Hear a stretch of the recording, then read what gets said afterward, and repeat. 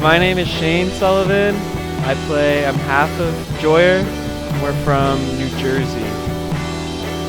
Nick Sullivan from Joyer, the other half. Might seem simple like cherry vanilla.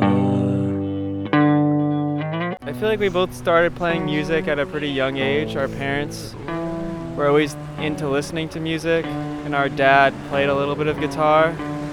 And then we both took music lessons growing up, and like always wanted to be in bands. Nick was in a couple of other bands, and then we realized that we work really well together and have really similar taste in music, so it kind of just made sense starting to play together. I think we both did like band in elementary school, but like it took a while for music to take for us. Like we always liked it, but I feel like we both quit a bunch of instruments before we got going, so.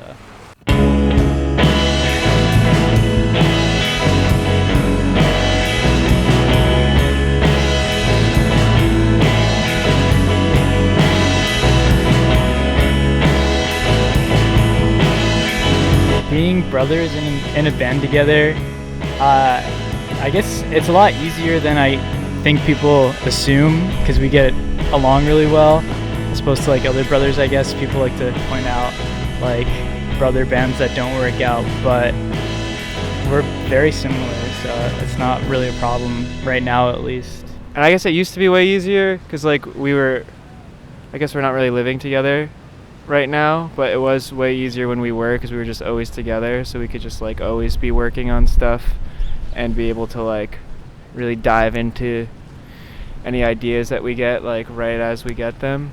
But it's still been working out really well.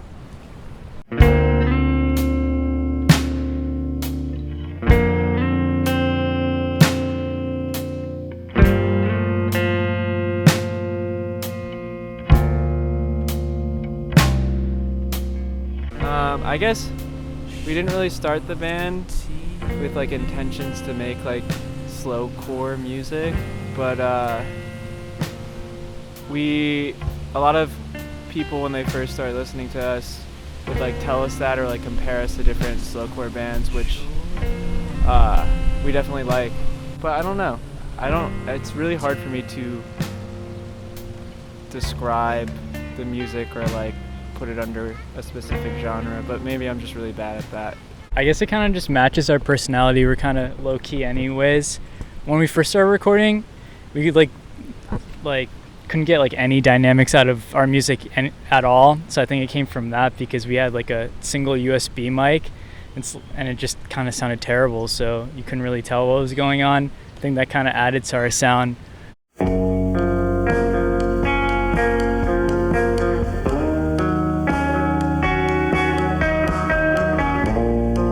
I really like the band Acetone a lot, and I feel like pretty inspired by them. I just really like how mellow and quiet they kind of are throughout all of their songs, but then they weave in these really nice like melodic vocal parts. And I feel like it's a nice contrast to like the laid back and stripped down instrumentals. And I feel like that's kind of something I try to do.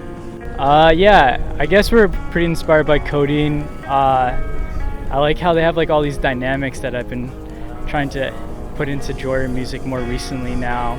Like I think we've been getting like slowly heavier and heavier, and that's definitely a big Codeine influence, because they could get really loud but also get really quiet, so definitely a big inspo there. Yeah, I know Joyer. They're musicians. I went on tour with them. They're pretty annoying guys. They just get lost a lot and they move slow. I'm not sure how they've made it this far. I mean, I guess they're not that old, but it also hasn't been like an easy time for them. Their music is good. They have a bass player who's amazing. His name is Jake. Yeah, I don't know. They're kind of mean. They're a little bit mean. They don't let me talk a lot.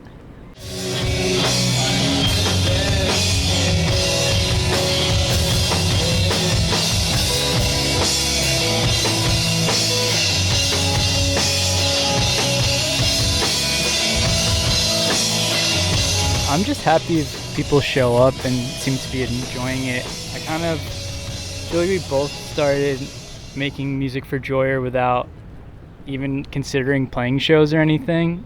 We kind of just wanted to make music, so the fact that people want to come out and watch us is nice enough.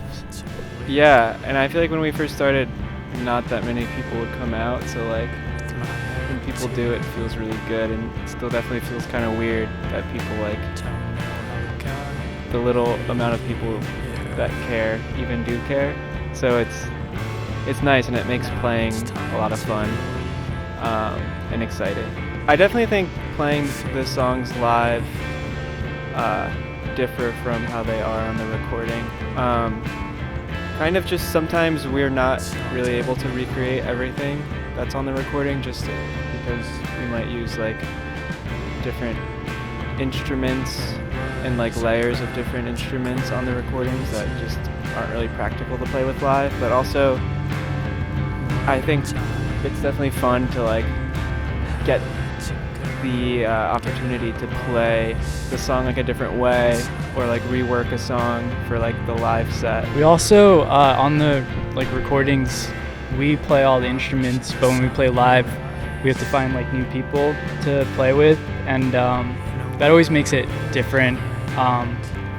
We're always kind of like rotating, and I'll play a different instrument depending on who we have to play with us live, so I feel like that changes things a lot. Sometimes we'll have like a drummer who kind of just naturally plays louder, so we sound heavier, things like that.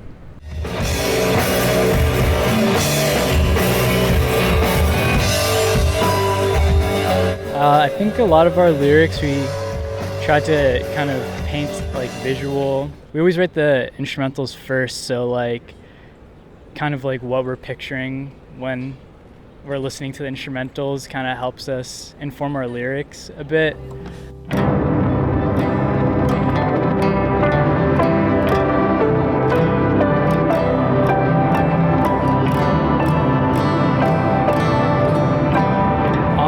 For Perfect Gray, we were just like more prepared on that album than, I guess every time we make a new album, we like know more and are more comfortable with what we're doing. So that was like the most prepared we were for an album going into the studio. So we kind of knew a lot more of what we wanted and like learned a lot more about production and things like that. So when we went in, kind of had these ideas to like, we want to make this song sound warped, or we want to play around with this. And it's also Brad, who records us and mixes us, is like a genius. So we could just tell him like we want something to sound a certain way, and he'll like work with us to get it like even better than we thought it would be or what we were imagining. So yeah, you got it. And then also I think for that album we got to record some of like the overdubs at home, so I think that gave us more time to like add different layers of things that we might not had the opportunity to, just like in terms of like timing at the studio. So I think that gave us more time to play around with like other different fun sounds and things that we wanted to incorporate.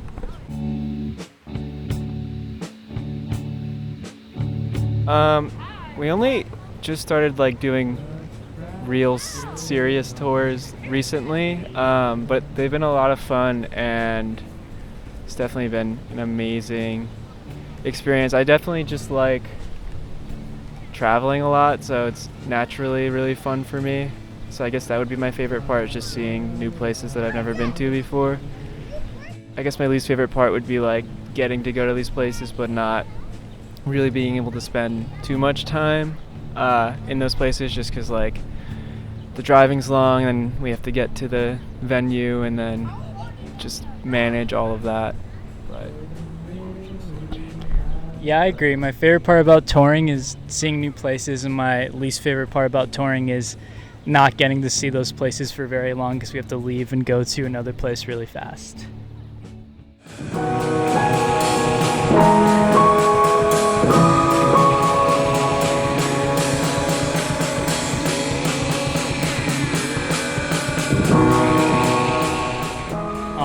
A lot of our instrumentals, I feel like, don't usually, like our instrumental songs, don't usually come about with the intention of them being instrumental to begin with.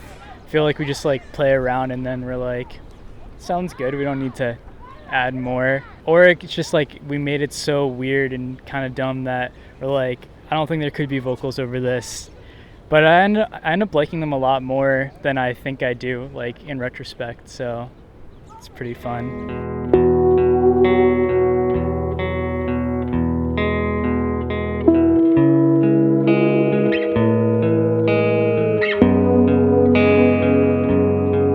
What's next for Joyer? We have some shows and we're working on a new album, but it'll probably be a while. Go see Shep Treasure play soon too, because they're a friend band. Yeah, Nick plays in that band, so that's why he's plugging it. Crash stains on